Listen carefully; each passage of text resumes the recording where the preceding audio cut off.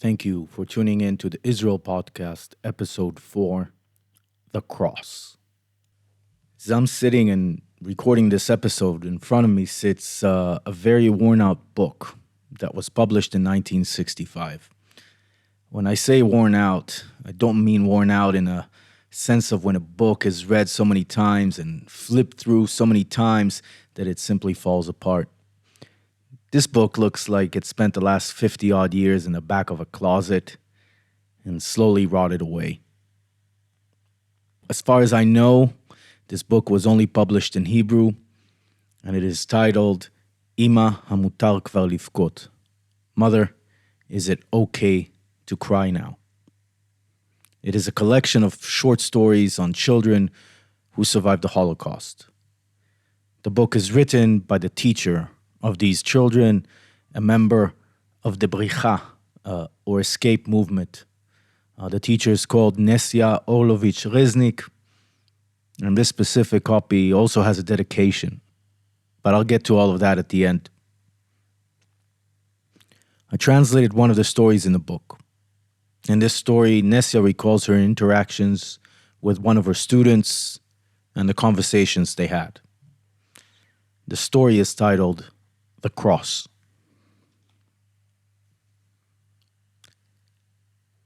Sitting alongside each other, Hanka, a Krakow kibbutz member, tall, blonde, and blue-eyed, and Leah, a girl of 15 or so, black eyes and two coal-black braids.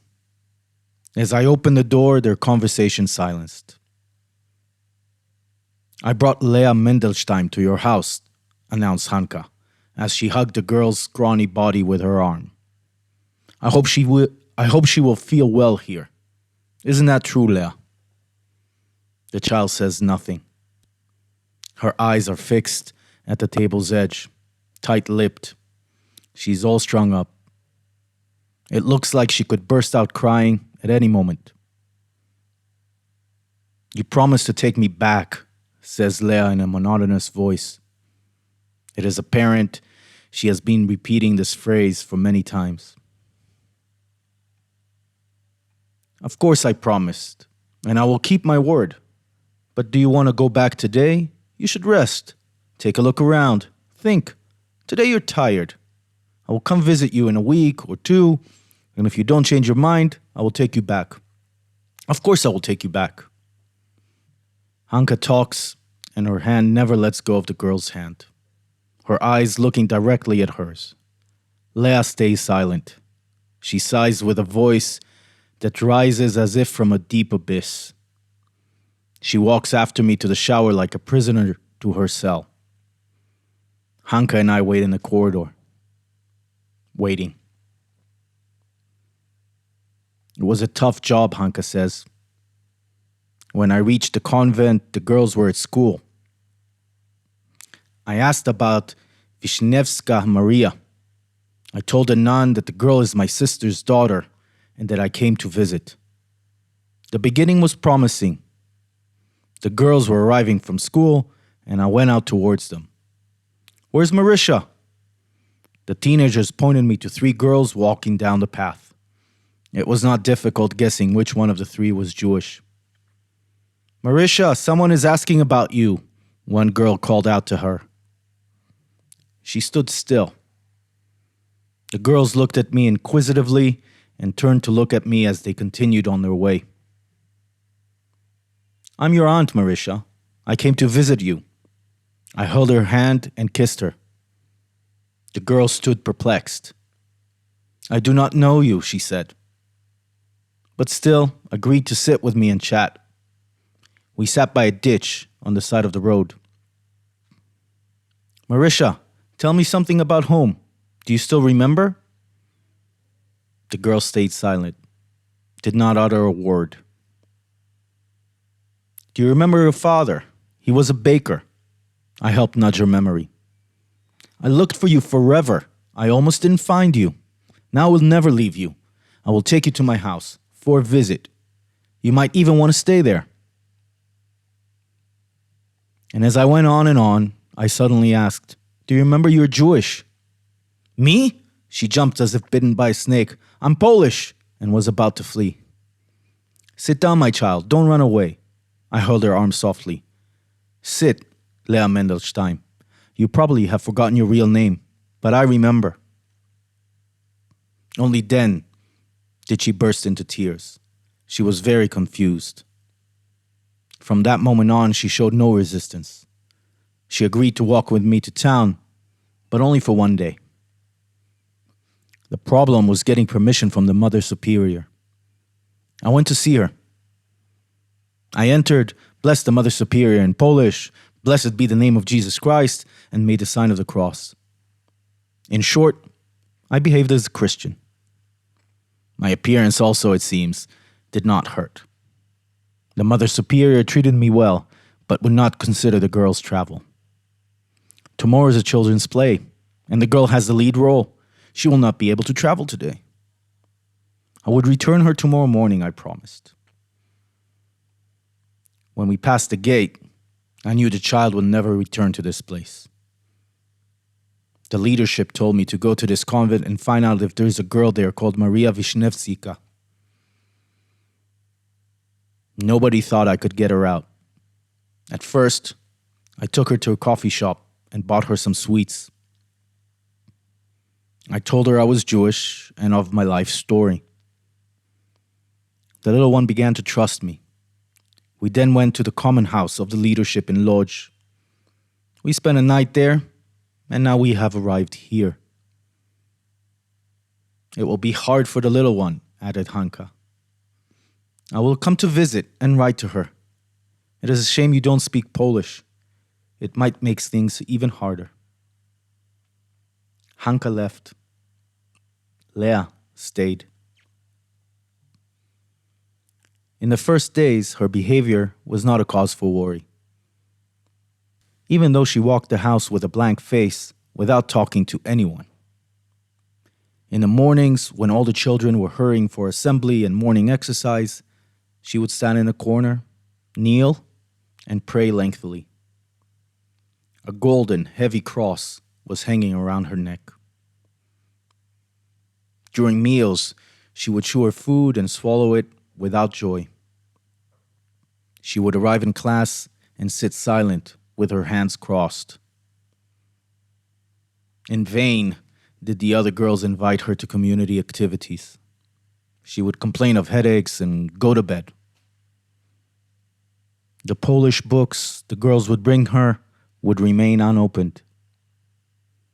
When I opened the bedroom door, I would find her lying in her bed with her eyes open.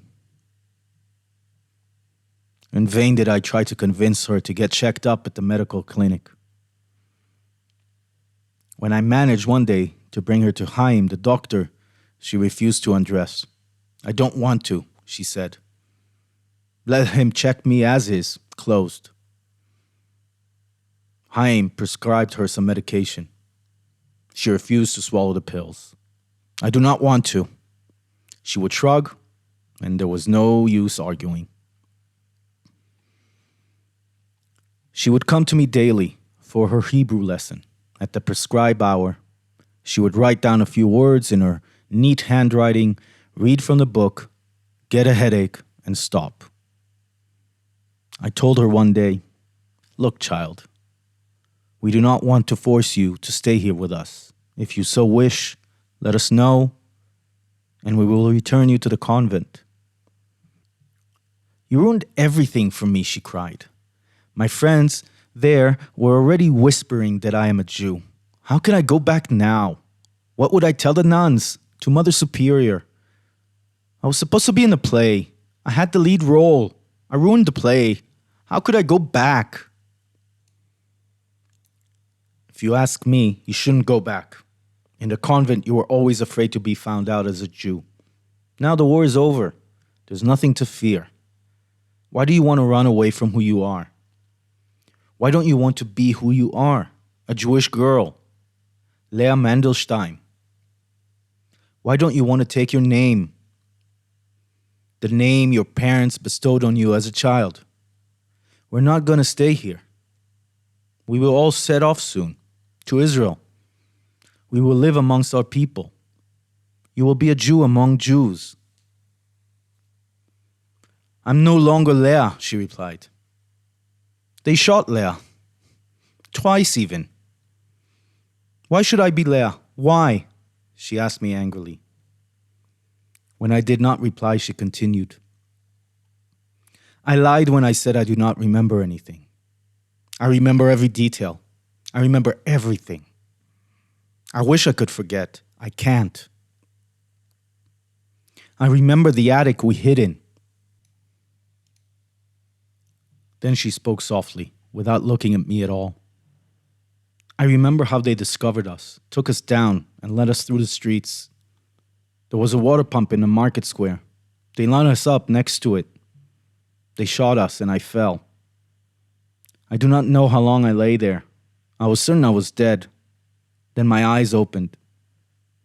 I saw our neighbor, the tailor's wife, getting up on her feet, with a strange look in her eyes, and a face covered with blood.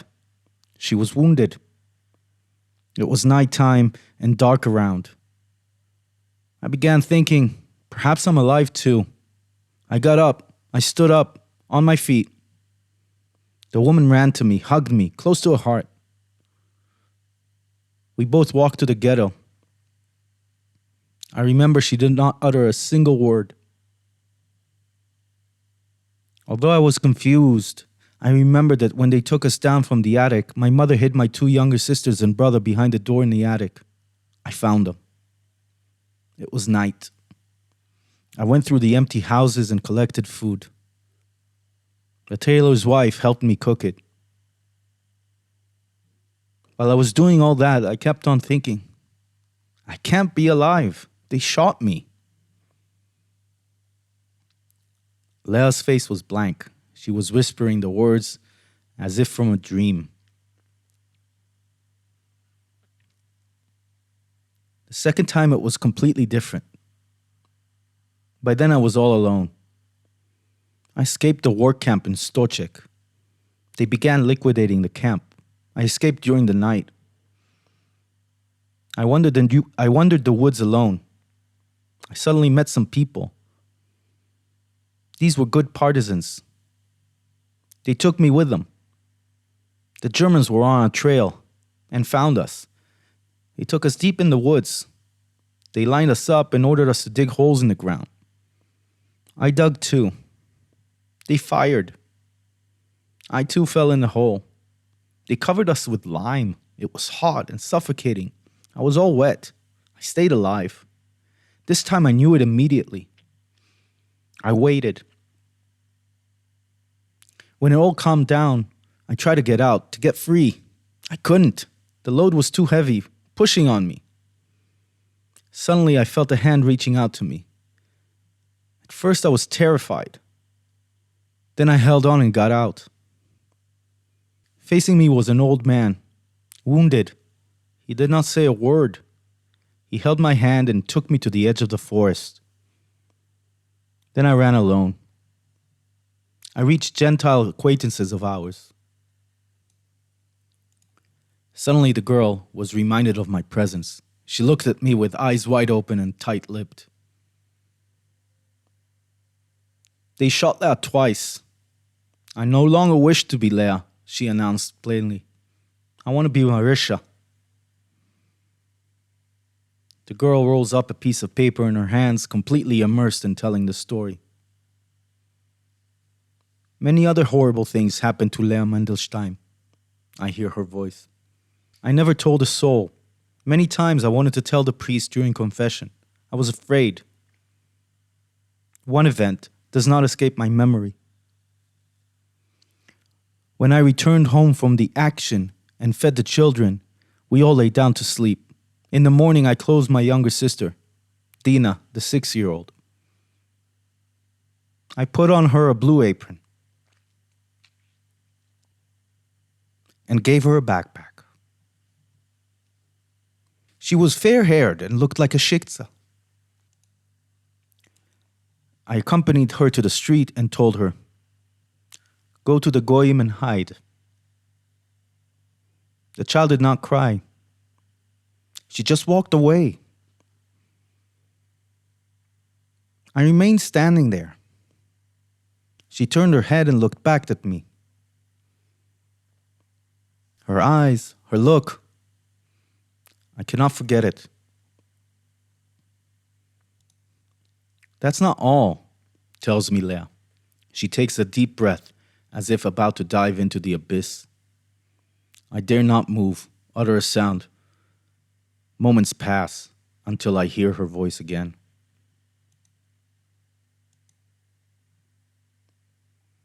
In one of the other actions, I hid my other sister, the 7.5-year-old, and my 9-year-old brother in the bed under the covers. I was 11. The Germans entered. I stood by the wall with the tailor's wife. The Germans told us to go out. A Jewish policeman was with them. There are other children here, remembered the Jew of all people. He poked and searched and found my brother and sister. The Germans led us all, but I suddenly had an idea. I'll show you where there are other Jews, I told the Gestapo. If you're lying, I will shoot you, he said and held a gun to my head. I walked ahead, leading them to the cellar. There were winding stairs. In one of the turns, I suddenly turned around, got away from the Germans, and fled. Leah, Leah, yelled the two young ones, standing by the stairs. I ran.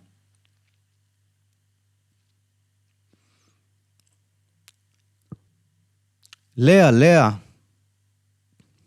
The shouts echoed in my ears, and I ran as fast as I could.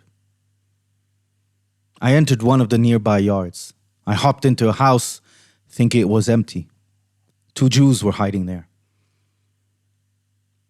Leah, Leah, I heard the children screaming.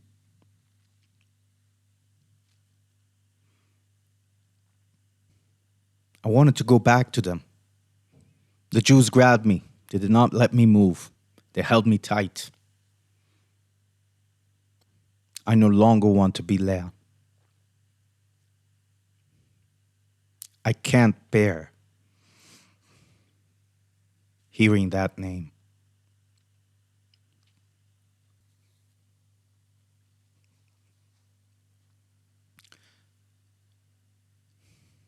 We continued meeting daily, right after lunch, to study Hebrew. We would open the book and read through it briefly. Leah would write down a few sentences in her notebook. Quickly, the book would be put aside, and she would continue our conversation. We would always go back to the same story. We convinced ourselves that little blonde Dina found a childless Gentile lady that took her into her home. I already knew the number of stairs that Leah went down, the layout of the house she hid in, all the words she spoke to those 2 Jews and what they told her. Let me go. I must go back to the children. I must. No, you can't go. Stay here. You can't help them any longer. You will die. I knew they held her by force. Leah, too, knew that in the end I will tell her, Leah, you had no choice. The German would have shot you on sight. He would have shot you once he realized there were no Jews in the cellar. There were only 5 stairs left to go down. Only 5. Her wide eyes would gaze at me when she talked. She took in every word I said. There was no choice. Sometimes she would add details to the main story. One time, Leah remembered what her mother told her. Leah, even fire will not consume you. You will overcome it all. She remembered these words in Yiddish. One day, Leah told me in detail how she left that house where those Jews were hiding early morning the very next day. She went outside and saw some workers. They were digging up the collapsed houses, looking for hiding Jews. She found out from them that the tailor's wife and the two small children were taken away. They did not know where to. Leah wandered the streets until she arrived at a Gentile acquaintance's house in a village close to Chelm, her hometown. There, she found out her father was still alive and hiding in the house of a Gentile. Leah noticed I was wondering, alive? How?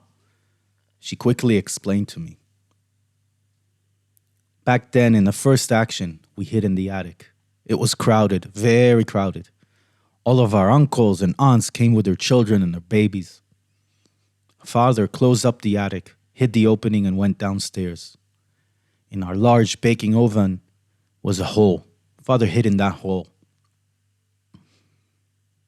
One cousin and her little daughter arrived very late.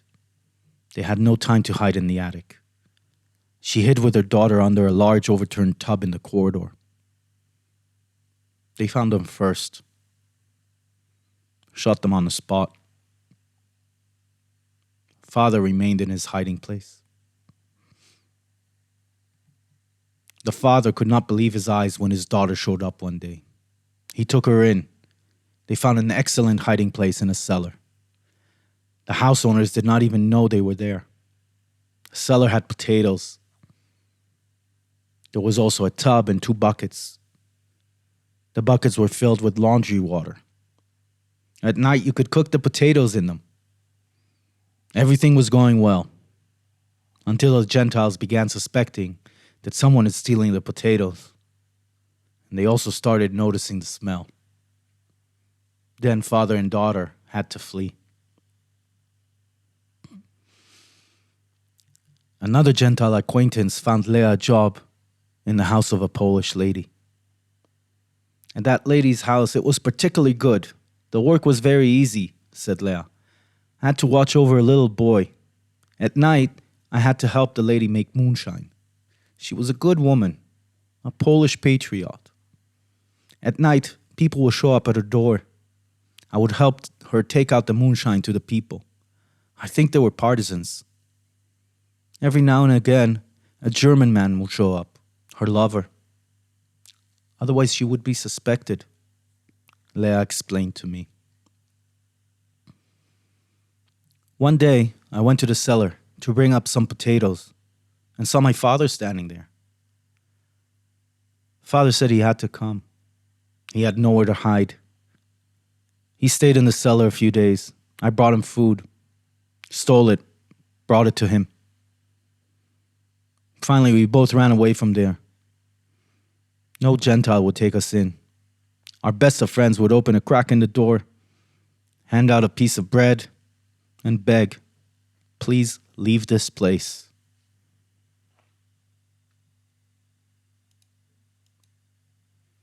Days passed. Leah put on some weight. Chaim convinced her to take her medication. In the kitchen, they would prepare treats for her. Every now and then, a smile began to show up on her face. The girls would manage to bring her to assembly. I thought everything was going well. One day, Leah came to class. She was in a bad mood. She refused to open the book. She began to tell me she's unlucky. She was always unlucky. She told me a lengthy story about a Polish woman called Babiasz who hid her in her house. Babiasz was a hard worker. She helped bake bread. She lived in Chelm, at the edge of town. She only had one daughter, a small child of about 4 or 5. I watched over the child, but the neighbors started to whisper. One neighbor was bullying her. If you don't get rid of the Jew, we will turn you over to the Germans. He would repeat this threat often. One day, Babiasz came home. She told me to hide in a crate. She put a lid on the crate and 2 buckets full of water. It only took her a few seconds. Then she opened the door and yelled, "Come in! By all means, look around. Is there a Jew here? Search. By all means. The neighbors came in, looked around and found nothing. But since I'm unlucky, one day the Gestapo suddenly showed up.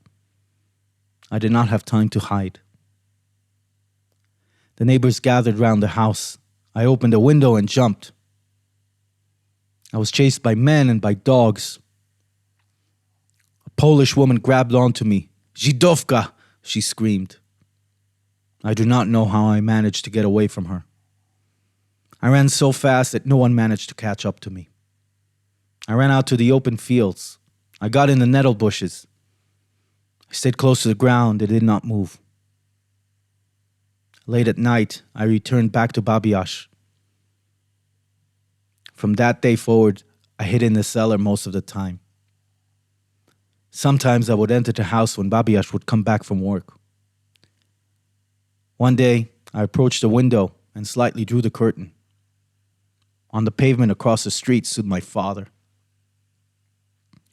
In his hands, a little Jewish boy. I do not know who the child was. I looked into Father's eyes. Father stood there and did not look away for a long time. We did not speak, just stood and stared. I never saw Father again. I was never lucky, she added. I was always being chased. Everywhere they found me out. Even when Babi Yar dyed my hair blonde, and I was convinced nobody would recognize me. Once, I tried venturing outside in the evening. I crossed our street at lightning speed. When I reached the faraway street, I slowed down my pace. A gang of thugs approached me. They recognized me immediately. "Here's Leah," they yelled. I ran. They chased me and caught up with me. "Give us money, or we'll call the Gestapo," they said.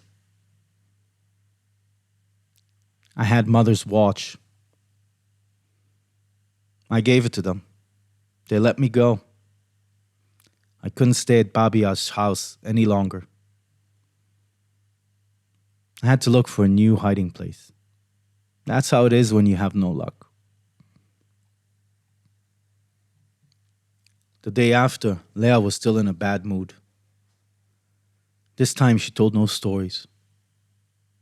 She answered questions only with a yes or a no. On the third day, she did not show up for class at all. A day later, the girl stormed into my room. "You don't know what happened," started Yocheved. "Let me tell, I held her," interrupted Rachel. "We were standing at the courtyard gate looking. Leah too was with us. Two nuns walked by. They walked slowly. Suddenly Leah set off and ran after them. 'Sisters, sisters,' she screamed. I immediately know what she wanted. I ran after her. I held her forcefully and dragged her back to the courtyard. All the girls showed up. The sisters stopped and looked. They thought, possibly, that we were mocking them and making some noise, and then they continued on their way. The girls were all riled up. I was not at all moved by the story. What if she just wanted to exchange a few words with the sisters, I asked. What if she knows them? No, she does not know them. She wanted them to take her away from here. I know this, said Rachel confidently. That day I showed up at class as usual.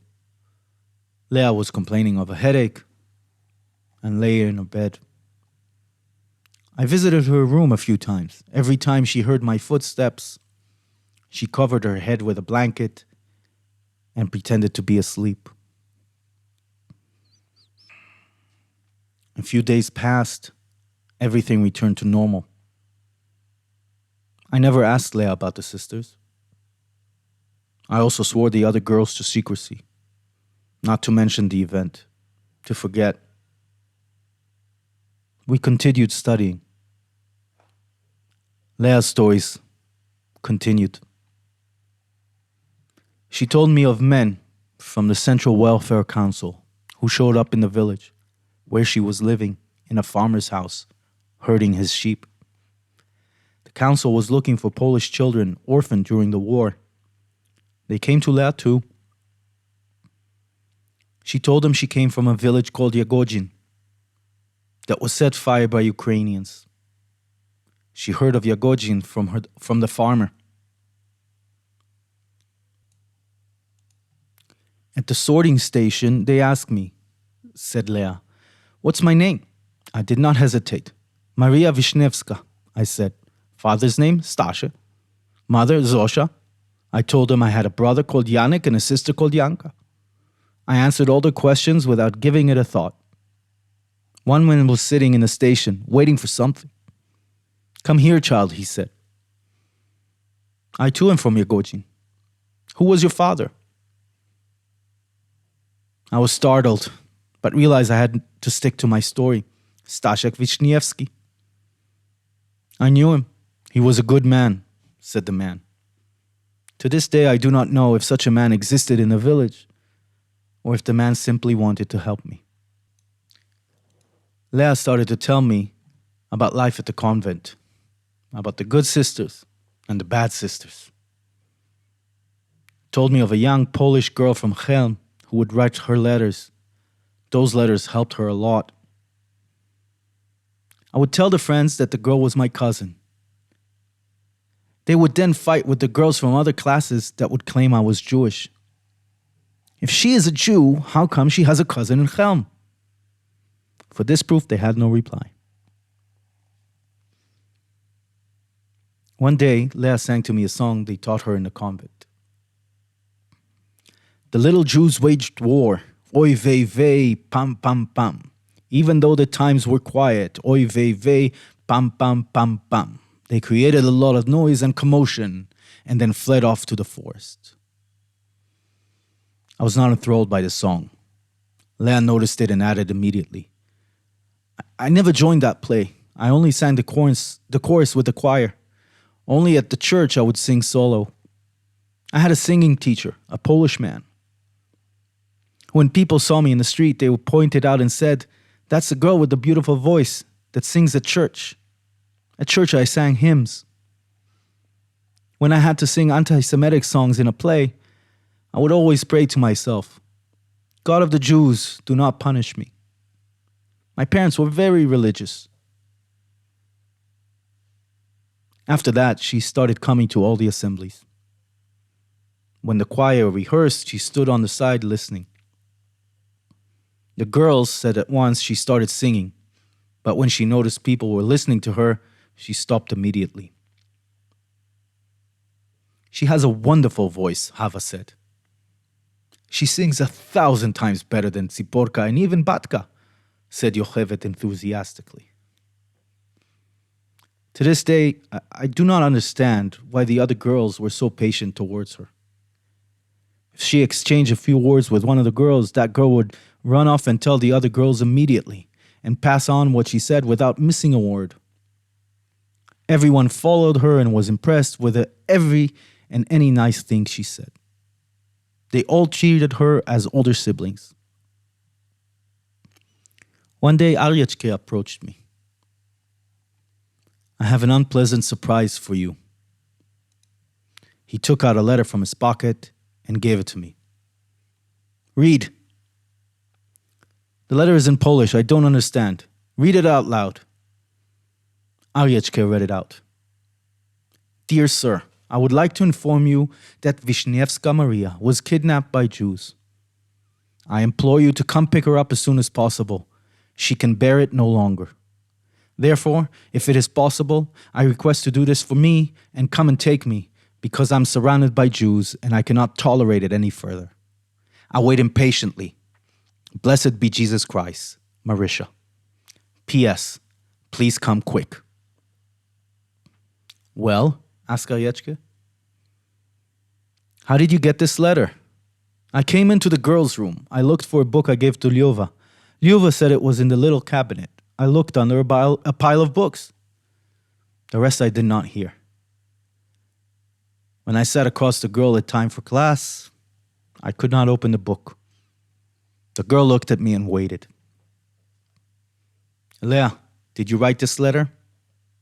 I handed it over to her. She turned red. Her eyes widened and her mouth opened in shock. When do you want to go back to the convent? We will call Hanka. She will risk herself again for you. She will come and take you back. Just tell me when. I did not wait for an answer. The disappointment, the futility, and unbearable pain erupted out of me in a thunderous voice. The screams were a mixture of messages, and each one a bitter truth, and put together were a long-winded and unbearable speech. I could not force myself to stop. You are a Jew. You cannot escape this truth. You can convince one friend, maybe two, that you are Maria Vishnevska. But the third will rise up and call you a Zhidovka to your face. If you choose this path for yourself, go. No one will stop you. There's no need for a priest to come and save you from us. Your mother, did you think of her? What would she have said? I completely forgot about Leah. My screams were against the world itself, and against what it has put us through. Then, through the fog, emerged a small, thin figure, a Jewish girl with big eyes, black eyes, scared eyes.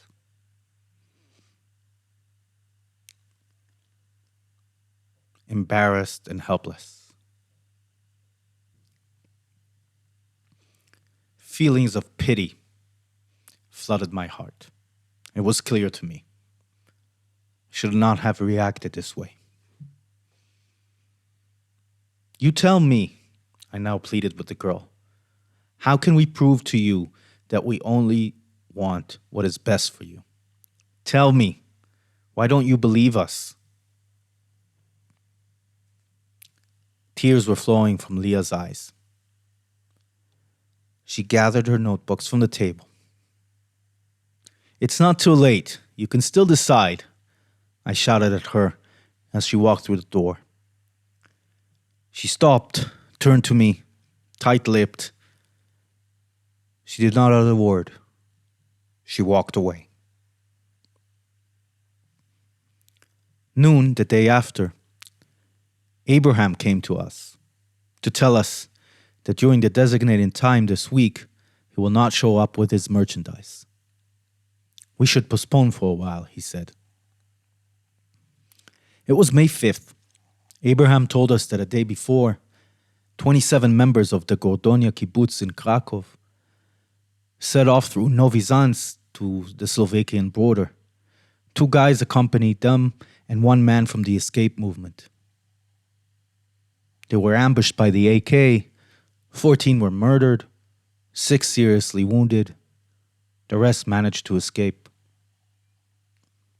Abraham was in a hurry. He had to reach an emergency meeting of the escape movement in Waldenberg. We called the children to assembly.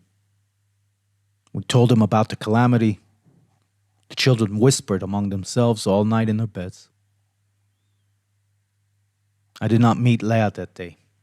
I did not find the time the next day either. When I arrived on the 3rd day to our regular meeting, Leah was sitting in the room waiting. This time I opened the book and without any conversation, started teaching the new lessons. I felt the child was not listening. I went on with the lesson. I had no will to start a conversation. Suddenly, a shiny object landed on the book. The heavy golden cross. I raised my eyes. Leah was pale white. Take it, she pointed at the cross. When we arrive in Palestine, return it to me. Abraham keeps all the children's valuables. I do not know how to keep things safe. My things get lost, I replied. Give it to Abraham then. I tore a page from my notebook. I wrapped the cross. My heart was beating strongly. I knew I had to say something to the girl. Something profound, something she could turn back to instead of the cross. Nothing came to mind. Well, I wrapped it, and I will give it to him. Now listen with intent, because tomorrow you will have to repeat the entire lesson to me. Leah moved her chair closer to me. A pair of calm, dark eyes of a Jewish girl, finally at peace, looked back at me.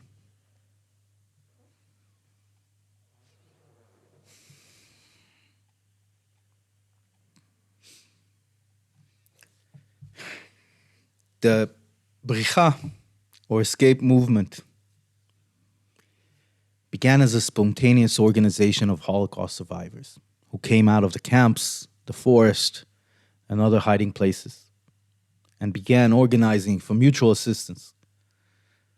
They were the orphans, the bereaved, and sometimes the very last survivors of their entire families. The first to organize were Jewish partisans and members of the Zionist youth movements. They organized in kibbutzim, where Jewish refugees got a blanket, some clothes, food, and shelter, a community, and an address. These initial survivors later on met with the soldiers of the Jewish Brigade of the British Army, who leveraged their status and the means at their disposal for the benefit of their fellow brethren. Among these survivors were also thousands of orphan Jewish children who were rounded up and rescued by the movement from convents, Christian families, caves, and other hideouts throughout Europe. These children needed care, education, and love that had been denied from them during the war. The movement operated in Europe until the establishment of the State of Israel and was responsible for the smuggling of some 300,000 Holocaust survivors from Eastern Europe to the ports of the Mediterranean. 300,000 survivors who chose to abandon the killing fields of Europe and establish a home for themselves in the land of Israel.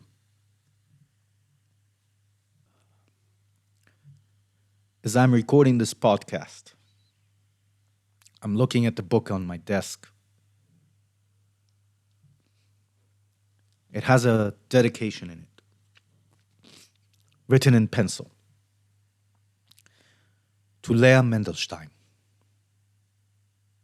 with blessings.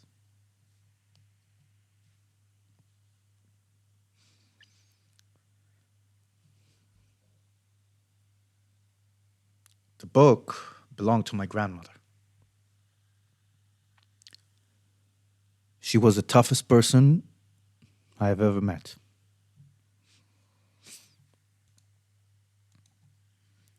Du wirst a filo in Feuer nicht verbrennt waren. Du wirst alles a Riebe leben. Even fire will not consume you. You will overcome it all.